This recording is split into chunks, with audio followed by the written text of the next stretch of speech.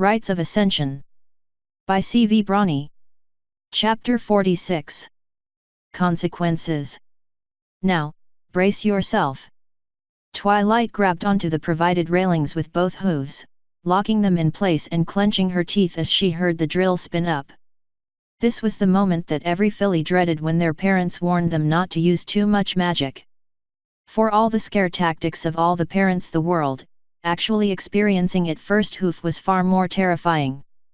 As the blade sank into the cast, it felt more like a jackhammer on her skull than a sharp edge. Despite that, she had to keep absolutely still so it wouldn't simply bisect her now supposedly healed horn. She wasn't sure how long it took, as looking back it didn't seem all that long, but someone had forgotten to tell her heart that. There we go. Right as the doctor said those words, the two halves of the cast fell off of Twilight's horn like a pair of bad apples, only these shattered once they hit the ground. Twilight looked up to her now free horn, giving it a gentle stroke as the organ at its base throbbed in pain. There were still little bits of the magic plaster stuck to it, tiny barnacles that were affixed to her and would disrupt her magic if left alone. Fortunately, the nurse next to her was prepared with a file and began scraping them off, although that only made it hurt worse. Now, I want you to use a light touch with your magic for the next few days. Single item telekinesis only, and only light objects at that. You should have full use of it again in another month or so. The doctor lifted up a brush and swiped across her forehead, clearing away some of the dried plaster that had embedded itself within her coat. Twilight turned to look at the mirror in the doctor's office to get a better view of her horn. The pain was quickly subsiding, and her head felt a few pounds lighter. Although, this was most likely because it really was a few pounds lighter. Something else, however, still struck her as a miss. Is it longer? Twilight ran her hoof along the length, finding that not only did it feel longer, but the tip was sharper as well. Ah, yes. Her Highness told me she used some powerful healing magic on you when you were being offloaded from the Bellerophon, and that this could be a side effect.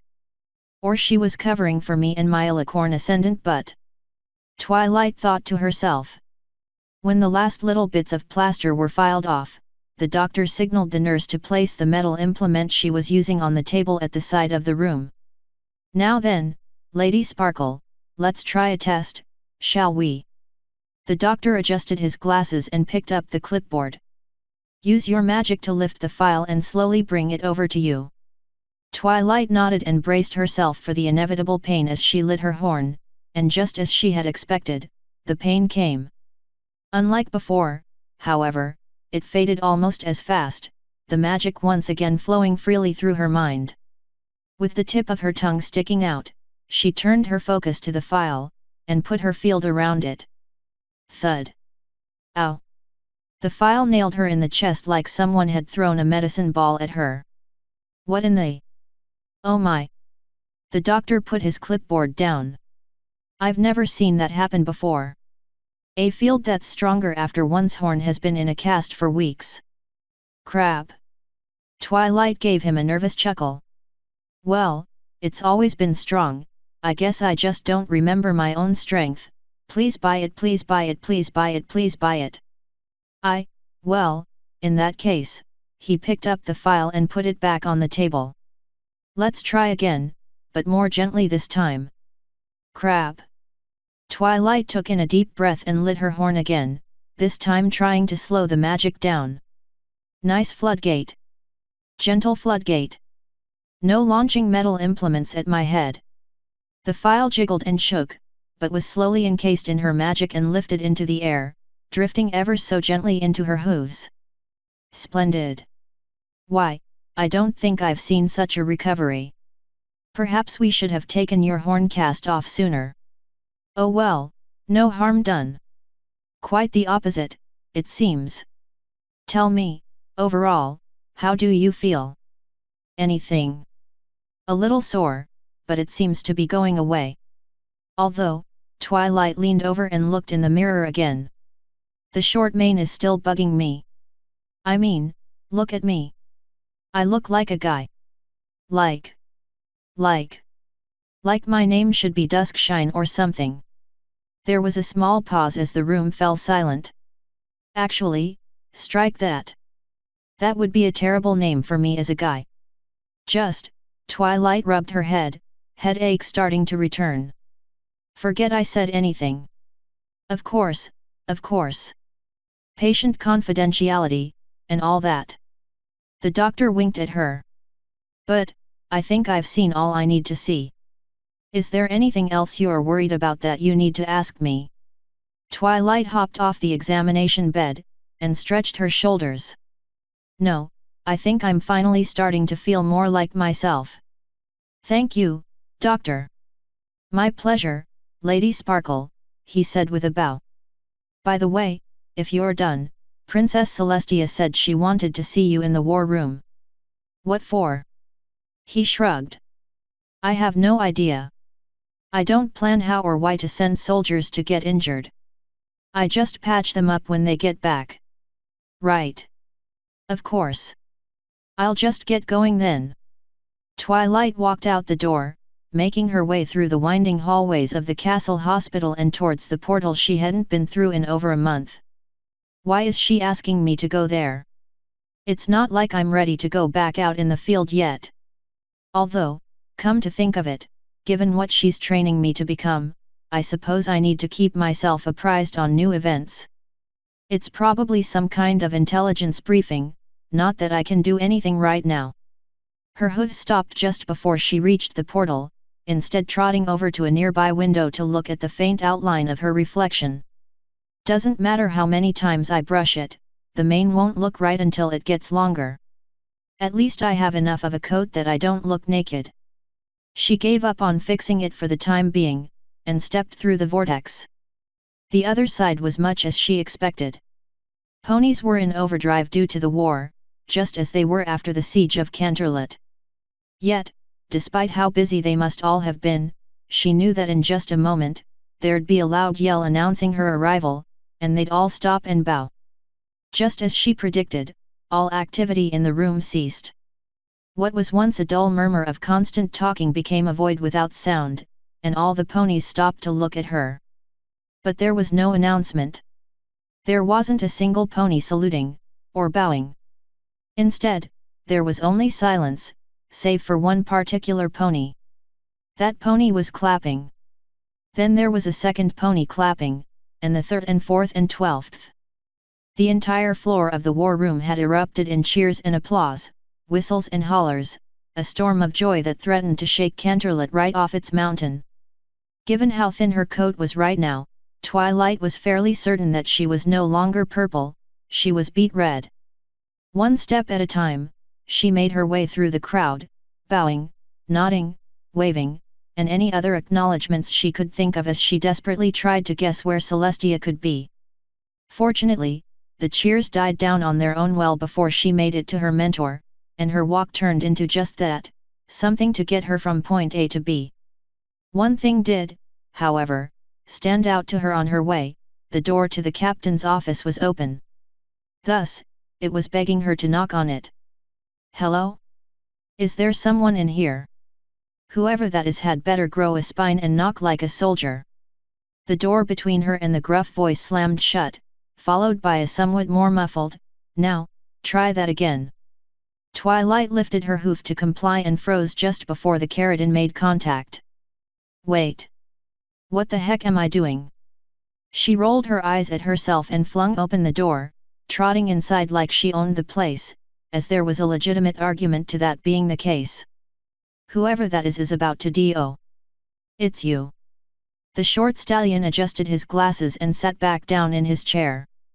I was wondering what all that useless commotion was about outside. So, you decided to join us here in the land of the not lazy. Sorry, getting hit with an explosion larger than any Equus has seen in 4,000 years just takes everything out of me. Set snark to maximum. She pulled out the chair on the other side of his desk, Shiny's desk, and sat down. It looked like someone was in here, and I assume from the fact that you're sitting in the captain's chair, along with the emblem on your shoulders, that you are who Celestia selected to be the next captain. If you think that impresses me, you're mistaken. But yes, I am the one they coerced out of retirement to fix your brother's mess. He waved his tan hoof across the desk to the myriad of papers strewn across it. Twilight glanced down and scanned the documents upside down, but found the most interesting thing was not the words on them. Being very careful not to use too much power, she lifted up a few of the graying, dark brown hairs from his mane that were left on top of the sheets. This suggests that you weren't actually doing anything with these. I think you're keeping them here to make Shiny look bad. That or you just like to complain. She smiled at him. I can empathize with latter. The smile vanished. But not the former. Believe me, young miss, after the siege, your brother doesn't need my help to make him look bad. But that's neither here nor there. You came to introduce yourself to the new captain. Well, here I am, so let's get this over with. He stood up on the chair and swung his flank over, showing her his cutie mark, a pair of rapiers striking each other. My name is Captain Dual Strike, Baron of the British Isles, and I like whores. Twilight's face froze. Not necessarily because she lost control, but because there was no way on earth she could think of an appropriate expression to have after hearing that. Excuse me. You're going to hear about it eventually, so you might as well hear it from me. One of the reasons I was passed over in favor of your brother is because of my predilection for a specific vice. More accurately, it's because I was caught. Twilight's face still hadn't changed expression. He ran his hoof down his neck, messing up his already unkempt mane. I'm an old stallion, Grand Mage Sparkle. I don't give a diamond dog's ass about what ponies think of me, so you can expect me to be as blunt as possible, and yes, the princess knows me and my reputation very well. I was pulled out of retirement for this, so the worst they can do is fire me and I go right back to what I was very happy to be doing. So threatening to talk to Celestia about me is useless. Crap. Twilight rubbed her temple. And why the hostility? This isn't exactly a great way to make friends. Ah, but I'm not interested in making friends. You get to experience pure, unfiltered dual strike. He leaned forward and put his forehooves together. Like I said, I don't care what ponies think of me. In the end, the Reaper takes us all. He narrowed his gaze directly into her eyes. Except, perhaps, you. She folded her forelegs and stared back at him. I really wish she hadn't told you that. Comes with the job. A captain must be aware of all the angles to make the best possible decisions. If nothing else, Grand Mage Sparkle, I will admit this, it was your brother who taught me that. Now, I believe Celestia is waiting for you, but there is one last thing before you go. He reached into his drawer and pulled out a small case, setting it down in front of her. Compliments of the Inner Council. Twilight picked it up with her hooves, testing its weight. From the council? It's not a bomb, is it? Dual let out a series of sharp laughs. No, I don't believe so, although I wouldn't put it past a few of them. Now, if you'll excuse me, he said, collecting the papers on his desk. It appears I need to find something new to complain about now that you've seen through me. Go. Her Highness is waiting for you in the main map room. Get out. Twilight grumbled but left the office as she had more important things to do. The first of these was to investigate the case. She picked it up and spun it around in her magic, orienting it towards her and popping it open. No. The case hit the ground, but its contents were narrowly saved. This is why they were clapping. Her telekinetic field faded away, leaving the small object to rest in her hooves. The Order of Unity. The metal had a heavily stylized sun and moon imprinted on the metal, attached to a blue and gold ribbon. In the equestrian military, there was no higher honor, save knighthood, which she was technically ineligible for anyway as Grand Mage was an even higher noble rank. Gently, she placed the award back in its container, and closed the lid. I don't deserve this. She sighed. But I also don't know what it would mean politically if I tried to reject it. Guess I don't have a choice. She continued through the halls and down towards the map room, her hooves plodding along the carpet.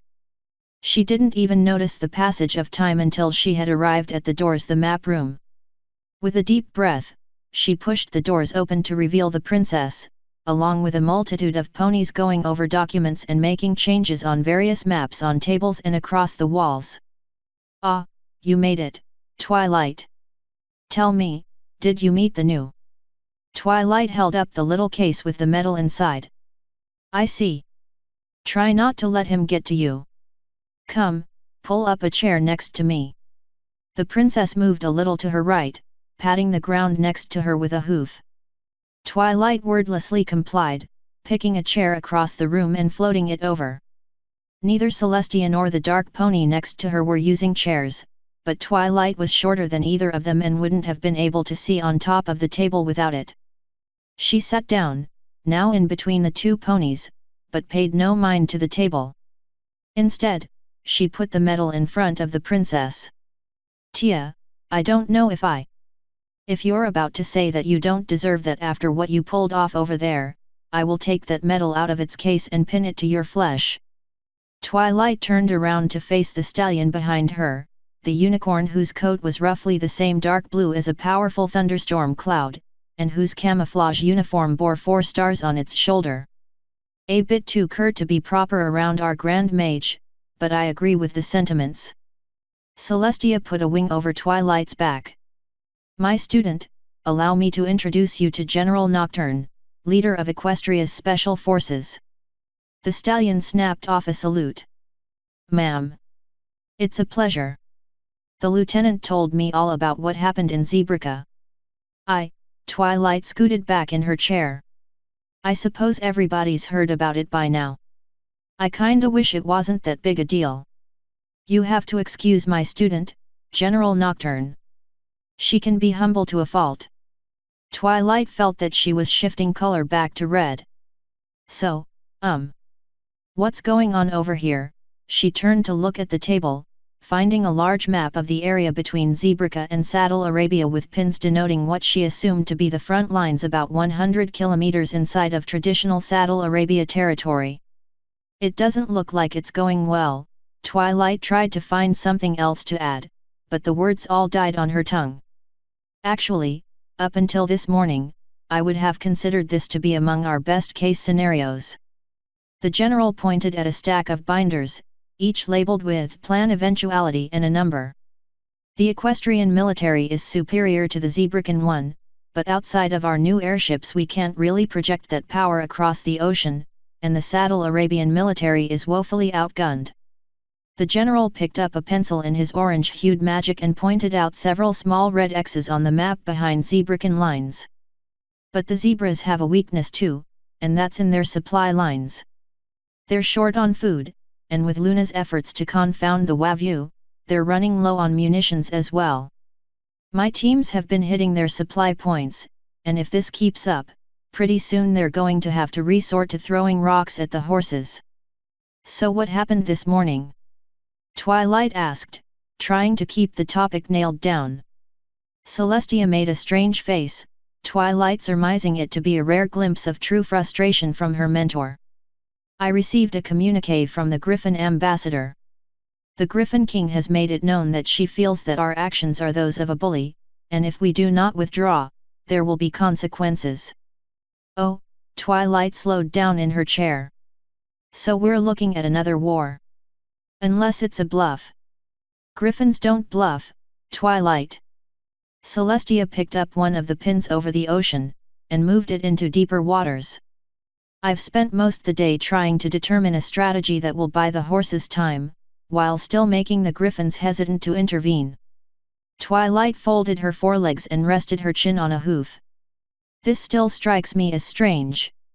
Most griffins despise bullies, and if anything it was Zebrica that was acting like a giant bully. Why not go after them? Why us? The running theory, ma'am, is that griffins like to be the ones who decide who's being a bully. Hypocritical, maybe, but it would fit within the catbird's mindset. Maybe, but, Twilight bit down on her hoof. I don't know. This just seems really strange for them. Was this message meant to be from the nation as a whole, or just the area that the king is from? As a whole, although we haven't been able to ascertain the feelings of the crown princes of the other areas. I'm hoping that at least one of them will find this as odd as we do. If so, we can. The door slamming open interrupted the princess, and the panicked-looking young soldier clambered up to the table. Your Highness! I have an important dispatch. Celestia held up a hoof. I gathered as much, my little pony. Though, I must ask, why were you running? The smile she gave him was so warm and radiant Twilight couldn't help but wonder if there weren't a legion of cats out there about to fight over the rights to take a nap on that spot. This did not stop the young soldier's legs from shaking in her presence. I was told it was urgent, Your Majesty, and I. Private. The general reared up, placing his forehooves on the table and scaring little pony half to death. When delivering a communique to a higher-ranking officer, you do not run unless there is a grave, imminent danger to said officer, or to the facilities the officer is in. Do you understand? The pony nodded, jaw agape. I can't hear that response, Private. Sir, yes, sir. He snapped to attention with a salute, but failed to change his face to anything but one of terror. Good. Now let's have it, and get out of my sight. The general snatched the file out of the private's hooves and laid it on the table. Dismissed. The private saluted again, and began to scramble away, before freezing in place and correcting his gait to a slow walk. Nocturne adjusted his cap. Shining got things started, but we still have a long way to go to become a true professional military. Tell me you're making the new captain keep the reforms in place, Your Highness. And expanding them. I made it quite clear that those are no longer Shining's reforms, but mine. Celestia picked up the first of the papers. Oh my! Well, this is somewhat interesting. What is it, Princess? Twilight leaned over to peek at the paper. New troop positions. To say the least. Celestia lit her horn and picked up a series of pins in the Zebrakin front line, removing them from the board. She then added a bunch of new Saddle Arabia pins and placed them on the opposite side of the front lines. You're kidding me, the general picked up the papers, seemingly verifying them for himself. They broke through? That's a huge gap. How did? According to the report, a very large group of Zebrakin soldiers along the front lines turned tail and ran after they discovered their weapons were not working, giving Saddle Arabia a prime opportunity. The work of an intelligent equestrian saboteur, perhaps. Celestia gave her a wink, and Twilight's blush came back. With this, we may not need to worry about the Griffins after all. Celestia picked up the Equestrian Special Forces team pins from the table, removing them from play. Backing away like this will still come with a significant political cost, leaving me not far ahead of where I was, but it's one I'm willing to pay. The general nodded. Unless the Zebrakin military can pull a miracle out of their hat, this is it. They're toast. Should I give the orders? Make it so, but keep your forces on the continent and tell them to stay out of sight until a peace treaty is signed. Just in case. He went into a deep bow, then walked off to parts unknown. Twilight put her head down on the table.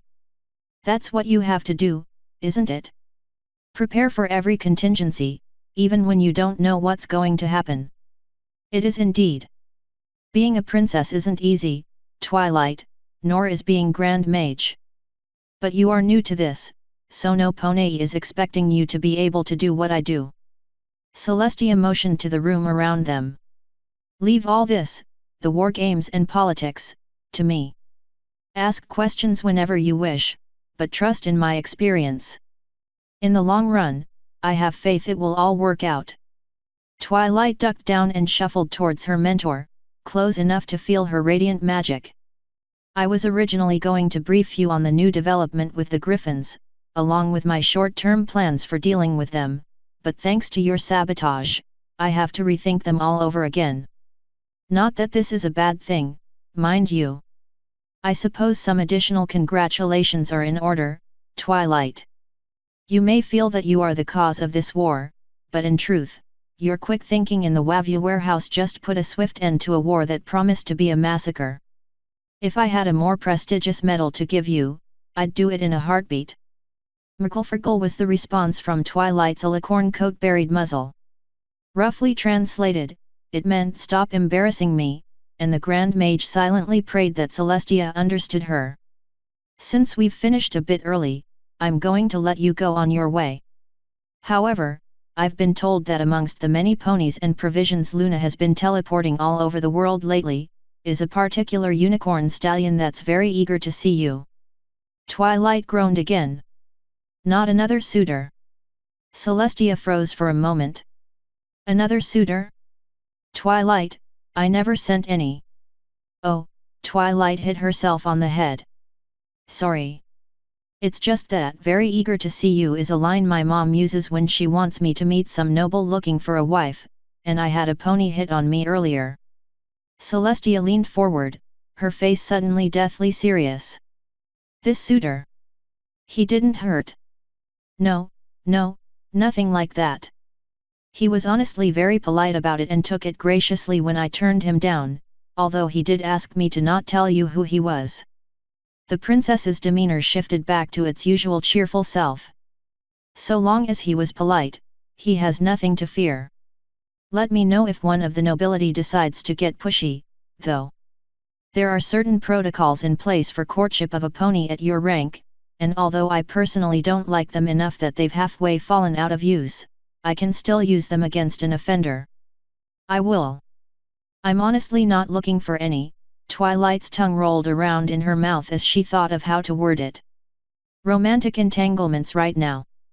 Not that I ever am. I mean, I really only look for friends, but if I was to start looking for romance, doing so while Equestria is about to collapse around me and everything and its mother is out to get me is not the time to do it. Celestia rubbed her student's head with a wing. I sympathize completely. Actually, the stallion I was speaking of was your brother. Shiny's here. Twilight all but jumped out of the chair. Where is he? Well, he should be here soon. He wanted to meet you in the royal courtroom. Do you remember the pony you arrested for those unsafe buildings? His sentencing is today, and Shining, or should I say Obsidian, figured you'd want him to be there with you for that. A small wave of memories barged into the forefront of Twilight's mind. Oh. I didn't even know that was today. To be fair, you are recovering from nearly dying, so you're officially excused from your duties. I imagine Spike is more concerned with keeping you happy and healthy than up to date on your schedule. He and Rainbow have been training like crazy lately. In fact, they're both outside doing that right now. I think he's trying to make it up to me. About the fact that he couldn't protect me. We're all kinda shaken up, but it helps that we can talk it out. Or in Rainbow's case, fly it out. Shining, though, I really missed him. I know he's been on some kind of deep cover thing, but still. I'm sure he's every bit as eager to see you as you are to see him. Go. I'll hold things down over here. Twilight gave her a quick hug and started out the door. Let me know if there's anything I can do, she said before exiting. She knew what the response would be, but it felt wrong to not at least leave the door open to help. Before long she was back in the castle proper, walking through the halls and regarding the tall, stained glass windows brightening the rooms with their multi-hued displays. As she passed one of them, a bright flash of light made it even more colorful than normal, causing her to walk up to it and open it. Far up in the sky was a little dot moving around making bright flashes of rainbow-tinted light. Dash. The name left Twilight's lips with but a whimper as she regarded her friend soaring high in the sky. Her friend had spent every waking moment either caring for her, guarding her, or training herself like she was back in boot camp. She only managed to steal one or two glances of this training, each time finding both Rainbow and Spike pushing themselves every bit as hard as Luna had. She put her head and forelegs on the ledge with a sigh, feeling a squeezing in her heart. They shouldn't have to do that. No. No, they shouldn't. Twilight turned around, finding the source of the familiar voice, her brother, looking fairly ragged but otherwise no worse for wear. No words had to be exchanged as they rushed to each other and embraced, her thin coat pushing up against his cold armor. The moment hung in place, the both of them fighting back tears and failing. I am so proud of you, Twily. So proud. And I'm so sorry I couldn't be there. You were there. She sniffled. You were right there with me. Your spell. Your shield. It saved me. I never would have survived without it. Whether Obsidian's coughing sound was a near breakdown into tears or a point of laughter, Twilight couldn't tell. You know I had to fight myself to allow you to see that? Cadence had to yell at me, too. He squeezed her tighter than ever. I should have shown you so many years ago. It's okay. I'm still here. And I understand why you kept it secret. Don't worry. I destroyed the pages, just like you asked. She broke the embrace, but kept a hold of him at the shoulders. Besides, you're back, and I have a little time. Maybe you can show me more. Obsidian rubbed the back of his neck. Actually, pretty soon I'll have to go back on tour with Cadence. But I do have a little time, at least. And maybe when you're better I can talk Luna into teleporting me back for a day or two, maybe teach you a few of my moves. Twilight relaxed, bringing her hooves back to the floor. I'd like that. I haven't actually lost a fight yet, but they were all close calls. Feels like I'm just barely making it, you know. Obsidian draped his foreleg over her shoulders. I know what you mean. Besides, you have a little more experience now, and I think you're ready for some more advanced tricks. Twilight instinctively went to brush her mane out of her eyes, momentarily forgetting that it was too short for such a thing. I kinda wish I had known that from the start, but only had so much time. You cannot teach a student something they are not ready for. I learned this the hard way. If you try, they usually wind up hurting themselves. But, like I said, I think you're ready for some new stuff. Obsidian gave her a poke in the shoulder, causing Twilight to scoot away as he somehow found that one little spot for which she was supremely ticklish, a spot no other pony had ever been able to find. Okay, okay. She laughed, blocking him with her hooves. I give.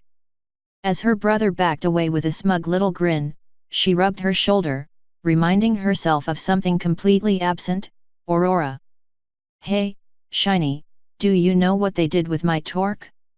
Celestia said my armor was damaged, and they needed to repair it, but I'm not sure what that really means for something like that.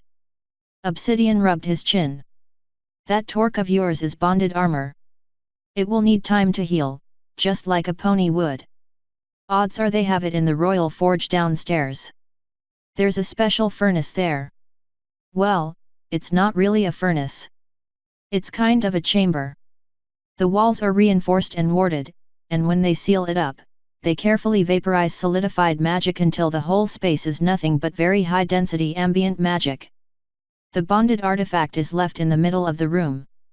How in the world is that supposed to help? Twilight made a mental note to read up more on bonded armor. I really should have studied this. It's not exactly common knowledge. You won't find it in most libraries. He reached over and mussed up her short mane. But from what I understand, bonded artifacts are able to kinda eat ambient magic, as long as said magic is either completely neutral and colorless with regards to its elemental type, or closely aligned to that of its owners. Since it has its own wellspring, it will still recover on its own given time, but this way is faster. Oh. At least this means she's probably okay. Twilight looked down at the floor, not so much at the tiling itself, but at her mental image of the downstairs forge. She? Obsidian asked. You mean your torque? Her name is Aurora. I finally got her to talk to me just before. The silence finished the sentence for her. I see. If you like, I'd be happy to take you down there. Obsidian motioned with his head towards the staircase leading down. Although we really should be there for Plinth's sentencing. Politically, it would send a strong message. But there's nothing wrong with heading to the forge afterwards. I don't know. Twilight closed her eyes, stroking her chest with a hoof at where Aurora's gem core was supposed to be. I'm okay. Twilight's eyes shot open. Aurora, is that you? She mentally talked to her. It's me. Like I said, it kind of hurts to talk like this, but you're close enough that I can feel you. I think I'm where Obsidian said. There's a lot of magic around me. It's helping. But I can't really see. I don't actually have eyes, so I have to use yours. But you'll be okay? Yes. I'm still damaged, and I was unconscious for a long time, but I think I'll recover. Just, give me some more time. You can make sure the bad guy goes to jail. I'm not ready to be worn yet anyway. Okay. I suppose. Twilight rubbed her chest again, feeling like she had been stabbed. Rather, she just stabbed Aurora. In her heart, she knew Aurora meant it, and that there was no point to try and bust her out of her metaphorical hospital room, but it still felt strange. Don't be sad. The magic around me is so strong. I don't think you'd be able to see me anyway, it's probably very bright. Besides, just having you close means I can feel you here. If you're sure.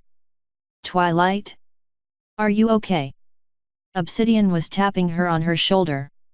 Sorry, Aurora just got in touch with me. We can kind of. It's actually a little like telepathy. That or I'm just hearing voices in my head and going completely crazy. I understand. Princess Luna has both a bonded torque and blade, and I've been able to ask her about them. Shoot, I was supposed to get some bonded armor when I became captain, but we didn't have any cores to spare. At least I had my shields to get me by. So, which shall it be? The forge, or the courtroom? I'll follow you. Obsidian motioned to both paths. I suppose we should go to the courtroom. Aurora says she's okay. Twilight started towards the courts, still feeling a bit of shame that was hanging her head low. Attention! Court will resume in approximately 15 minutes. Please be advised, press are not allowed in the courtroom at this time. Thank you. Twilight took in a deep breath and sighed, leaning against the seat back in the courtroom's visitors section, and staring up at the tall, gold-painted ceiling. Across from her, in the defendant's seat, sat the pony she'd arrested several months ago for defrauding the crown and building a number of unsafe schools and orphanages. The defendant's lawyer and the prosecutor were also there, but the number of other ponies inside the courtroom was strictly limited due to the case's high profile in the media. You sure you're okay? Obsidian leaned in against her, speaking softly enough that only she could hear him. I can handle this on my own if you need. I'm sure, she whispered back. I think Aurora wants me to be here right now, and she might be right. I want to see this. I want to see that I've done at least one good, solid thing during my time as Grand Mage so far. Something I can say was a clear victory. Twilight looked over to Plinth and glared icy daggers at the back of his head. Something I can be proud of. I'd say you have plenty to be proud of already, but you're so stubbornly humble that I doubt you'd listen. In fact, I know you don't see it that way, but you should be especially proud of what you did in Zebrica. Twilight scoffed. You weren't there. I was so close. If I had caught that ring, I could have. Obsidian lit his horn, casting a spell that projected barrier after barrier around them, eventually sealing them off from the rest of the room in an eerie, indigo glow. There. Complete privacy. You can say whatever you want now. Twilight's head dropped even further. And I almost said that in an open court. I swear, I'm as bad as Applejack sometimes. I think they were paying more attention to their last-minute, last-ditch defense, but I still wouldn't worry about it. Now, what were you going to say? I was going to say that I'd almost caught this ring, the one that had all the bonded gems. But it was just moving too fast. If I had caught it, there wouldn't have been an explosion at all. That's not the way you should be thinking. Granted, it's completely natural to think like that, but if you let it go too far it'll eat you alive. Obsidian reached out with a hoof and turned her head, linking their gazes. Trust me. I've been there. In fact, I was there very early on in my military career. You were? But I don't, Twilight sighed, her mind catching up. Let me guess. It was classified, and you couldn't tell me about it. But now you can, and you're going to make me listen. Bingo. Story time. But first. Give me a second here. He let his horn again, sending a little magic into the gem in the center of his night guard chest plate. Testing. Test, here we go. His voice cracked and returned to what was before he donned the mantle of High Cardinal and became obsidian armor. Despite still looking like a terror of the night, he sounded like the shining Twilight always knew. Where was I? He coughed, his voice still cracking. Do you remember where I was first deployed to? Twilight nodded. Yeah.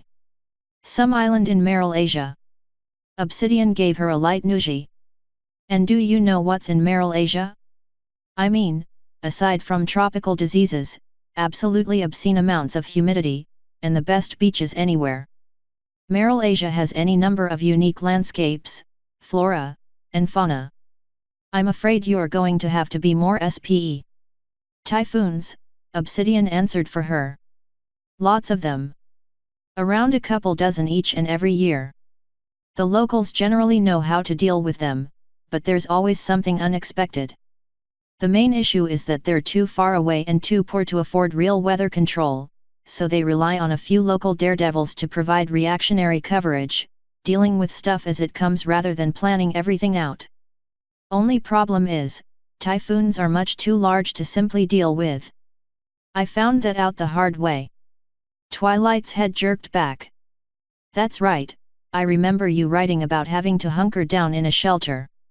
You weren't in a shelter, were you? I was eventually. The stuff before that? That's the stuff that was classified.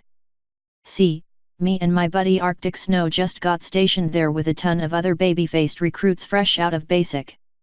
Twilight laughed. You? Baby-faced?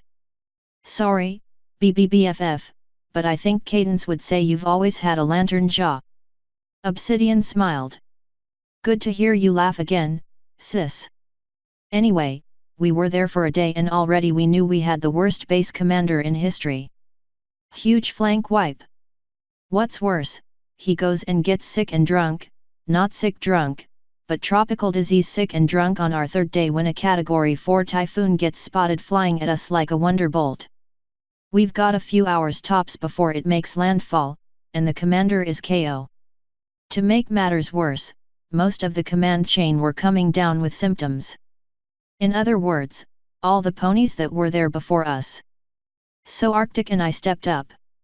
He took flight with the local weather Pegasi and the other Pegasi recruits and did his best to lead them in the air.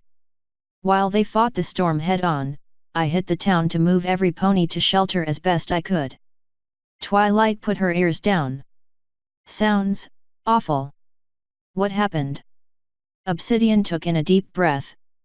Arctic and his team somehow knocked the storm down to a Category 2. We lost around 20 ponies, all civilians on the ground. She pulled him tight in a hug. I'm sorry. The thing is, we found out later that normally a Cat 2 storm results in around 40 casualties. Cat 4s are in the hundreds. Also, usually at least one Pegasus dies fighting a storm like that, but Arctic kept them all alive. Not to mention that you're extremely lucky to knock a Category 4 down just one level, never mind 2. Command thought it was a damned spectacular success and gave Arctic a medal and me a written commendation, then classified much of the incident to protect the commander from outrage from the locals. Twilight winced, finally understanding his message. Ponies still died, but you saved some. You're saying I should think destroying a whole town a success, brother? He gave her a light nuzzle. Twily, I'm saying you should view it as saving Zebrica, Saddle Arabia, and even Equestria, not failing to save the one that was lost. Those Pegasi that went up there? They do it time and time again, every single typhoon. They're bigger heroes than any of the generals, and all they're doing is trying to get the fatalities down. They're sad when they lose Eniponi, yes, but they keep going, because they understand what would happen if they didn't. That's what it means to serve. He lifted her chin with his hoof and turned her gaze directly into his. With things like this, don't beat yourself up over who you couldn't save. Remember them, yes, but remember that you did save ponies. Lots of ponies. Over and over again, you've stepped up to defend Equestria and beyond. You're a hero too, Twily. Don't ever let Eniponi tell you otherwise, especially Twilight Sparkle. She grabbed him, pulling him into a deep hug and letting her tears fall on his back. It'll be okay, Twily, he whispered. We're all here for you. Thank you, she sniffled, feeling the weight ease off of her back. Thank you so much. Minutes passed with her simply resting there, recollecting herself. Obsidian had even took out a neckerchief to help dry her eyes. When they finally dropped all the shields, the court session was about to begin. Twilight leaned back in her seat, staring up at the judge's position with curiosity. Since she was the one who arrested him, one of the royal family would have to be the pony to ultimately pass sentence. Since both of the Alicorn princesses were busy, that left the royal quarter, and since her brother was next to her instead of presiding, that left only one possible judge left in her mind. I've never seen Cadence in a court setting before. I wonder how she runs. No. Twilight's eyes went wide as she noticed the particular throne being moved in position. It did not bear the seal of Celestia or Luna, nor the seal of the Duchy of the Lost. Instead, the seat gilded in rose gold bore a seal that was entirely different, the Duchy of Canterlot. Blue Blood's going to be the one to pass sentence. Twilight hissed in a whisper at her brother. He hates me. Why isn't Cadence doing it? Cadence's, or rather our duchy, was the one defrauded by this stallion. Both of us are too close to the case to meet impartiality standards. Obsidian said, his voice returning to the night guard base. He even ran his hoof along Twilight's back, presumably to reassure her. It didn't work. Yeah, but it's Blue Blood. He did try to reconcile with you, Twilight. Yeah, because his own butt was on the line. I didn't buy that for a second. Actually, I hear he had a come to Celestia moment with, well, Celestia. I'm honestly not worried. But if he... Twily. He covered her mouth with the tip of his hoof. Relax. If Blue Blood screws this up, we'll go to Celestia together and demand an appeal. Twilight took in a deep breath and let out a fake, exasperated sigh. Fine. I'll give him a chance. She folded her forelegs. One chance. Attention. Attention. Court is now in session. All rise for His Honorable Highness, Prince Blueblood. Pfft. Honorable. Twilight rolled her eyes as she stood up along with her brother. Neither of them technically had to afford him such an honor, but even in Twilight's inexperience, she knew that not doing so might cause a political kerfuffle. Okay then, let's get this underway, shall we? Blueblood said as he strode in and plopped his rear down on his ill-deserved throne. I've been reading the case notes. List of charges is fairly hefty. I understand, however, that there is a plea agreement in place. The prosecutor, an Earth Pony mare, bowed her head. Yes, Your Highness. The prosecution is satisfied with the arrangement. And you, Mr. Plinth, Blueblood said, turning slightly in his throne to face the stallion. I assume that your lawyer has advised you as to what accepting a plea agreement entails? That by doing so, you are admitting complete guilt to these crimes, which will forever be on your record. That you will be incarcerated for the agreed upon time, without a possibility of parole.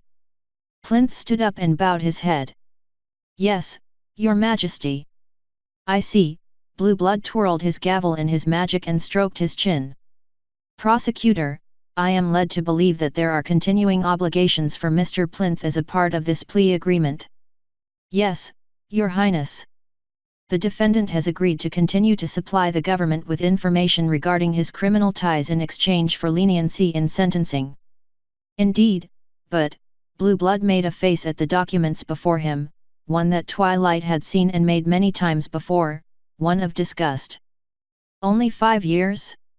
For a list of charges including attempted murder of a peace officer? I must admit, I'm a little curious as to how you arrived at that number. 5 years? That's it. Twilight shot up, slamming her forehooves down on the backrest in front of her. That stallion endangered thousands of lives, shot at me, shot a police sergeant, defrauded the government, and you're only giving him 5 years. Order! Order! Blue Blood slammed his gavel down. Grand Mage Sparkle, I appreciate where you are coming from, but please, allow me to conduct my own courtroom. Plinth leaned into the defense's microphone. Your Highness, I request a mistrial. She's clearly out to get me. His lawyer shoved him back down into his seat. My apologies, Your Highness. That outburst was not made with my recommendation. Blue Blood slammed his gavel down again, setting it aside only after the courtroom had fallen into silence. Mr. Plinth, you request a mistrial? He asked, eyebrow raised and voice full of incredulity. To be frank, you are already trying my patience. If I toss this to another one of the royals, it would mean passing it to Princess Cadence, seeing as both of the Eternal Sisters have already passed on the opportunity to oversee this hearing. I rather doubt you want the one who you've defrauded to make this decision, don't you agree? He does agree, Your Honor, the lawyer answered for him before he had a chance to open his mouth. Very good. Now, prosecutor, I ask you once again. Is the prosecution satisfied with this plea agreement? The mayor wiped some sweat off her brow. Yes, Your Majesty. Given the value of the information, and... well, I am not satisfied. Blue Blood banged his gavel nearly hard enough to break it. I'm not about to toss a light sentence at some pony who attempted to murder a de facto member of the royal family, whether they realized who was on the other side of the door or not. Your Highness, please. The defense lawyer bowed down low. The value of the intelligence my client is providing is utterly insignificant compared to the lives of the royal family. Blue Blood's gavel came down again. Twilight wasn't sure what kind of face she was making, but she was sure it wasn't appropriate for a courtroom setting. Somehow, Blue Blood is managing to be both on my side and completely full of himself. I don't know if I should be disgusted or impressed. Foible Plinth, as you were arrested by the Grand Mage, your guilt is automatically assumed. In addition, the evidence available leaves me no room to doubt your culpability. As such, I hereby sentence you to 75 years at the Stalingrad Remote Incarceration Complex. Your Highness! The prosecutor called out, reaching up with a hoof like a foal trying to ask a question of its teacher. The intelligence provided is important. We need. If the convicted continues to provide intelligence as demanded of him, and maintains good behavior while he's incarcerated, I will allow parole in 25 years, and provide the additional protection measures as outlined in the original plea agreement. Failure to comply will mean being held with the general population. But both lawyers cried out, only to be silenced by the final fall of the gavel. I have made my decision, and it shall stand. Court adjourned. He got up off of this throne and left the room through the judge's door, leaving the courtroom in silence, save for the bailiff coming to escort away the condemned. Twilight sat there, utterly silent as all the other ponies eventually left her alone with her brother. I told you to give him a chance. Obsidian stood up, motioning for Twilight to follow him. There was no way Blue Blood wasn't going to throw the book at a pony in a case like this. How? Twilight stood up to move, but it was more automatic than a conscious desire. How did you know? Was it just to get on my good side? Does he know about? You know. Obsidian shook his head. I doubt it. But what you're forgetting, is that this was a case involving orphans. Cadence and I are the royals of the lost, but Blue Blood lost his parents, too, when the Valentia was destroyed. Twilight froze in place, everything becoming as clear as crystal in an instant. Blue Blood is an orphan too. Exactly. He's a complete, egotistical jerk, don't get me wrong. Absolutely full of himself. Genuinely thinks he's better than any pony else save Celestia. But he's also not completely without compassion. When it comes to governing, at least. I suppose I can accept that much, Twilight grumbled. Still feels really weird to think of him as anything but completely self-absorbed. I still can't see how this is anything but a political disaster. He completely torpedoed any idea that he was impartial. Therein lies the genius of giving Blue Blood this particular case. It's because every pony already knows he's a complete jerk. They expect him to be a complete jerk. It would be news if he wasn't. As it is, this is just normal. Barely newsworthy at all. The results of this will be on page B20 of the papers, buried under a story about a rescued puppy finding a permanent home. The light of dawn hit Twilight in the face like a kick from a draft stallion. Wait. That means Blue Blood is Celestia's bulldog. He can be as belligerent and rude as he wants, even as he pushes for Celestia's policies, and there's nothing the council can do about it. If they complain, to every pony else, it's just Blue Blood being his typical self. There's no political traction to the story. Bingo. Welcome to Realpolitik. Perception, expectations, the news cycles, phrasing, it all trumps reality in the game of popular support. It's insane, but it's how the world works. Some pony complains about Blue Blood being a douche to the press, and every pony rolls their eyes and asks what else is new. At the same time, though, he's fighting tooth, hoof and horn for Celestia, and for his duchy. Like I said, there was no way in hell he was going to let Plinth off light. A pony that endangered orphans and managed to dig his corruption in deep in Canterlot. He was doomed, pure and simple. So don't be too hard on Bluey. Give him a chance to show his good side. It's there, just buried. Obsidian gave her a little nudge to get her walking again. After all, isn't forgiveness a cornerstone of friendship? Yes, but, Twilight was about to say she didn't want to be friends with him, but an image of a very disappointed-looking Celestia popped into her mind. But nothing, you're right. I'll give him another chance, it's just. I'm honestly not holding out much hope. I'm not asking you to be unrealistic, just open-minded to adjusting your perceptions a little. But hey, that's enough drama for one day. Come on, let's go visit the forge, and then we'll get some coffee at Donut Joe's and talk about magic. Just like old times. Rainbow and Spike can come, too. I'd drag Cadence along, but she's off doing some council stuff. I think I'd like that. Twilight said, stretching. I think I'd like that a lot. Her mind drifted a bit, reminding her of one of her newest friends. Can we invite Trixie, too? She's also been through a lot, and could probably use it. You're the Grand Mage, Twilight. Whatever you say, goes. Even if it means the kitchen has to make that disgusting cayenne-spiked coffee of yours. Shows what you know. My coffee is awesome. Twilight giggled and stuck out her tongue at him. Still, thanks Shiny. For everything. Anytime, Twily. Anytime. Author's note. Aurora survived. Yay! Thanks to all the Patreon peoples for helping make this series possible and giving me hope for my writing career. Due to new FIMFIC rules, I had to change how the rewards work, but it's all good.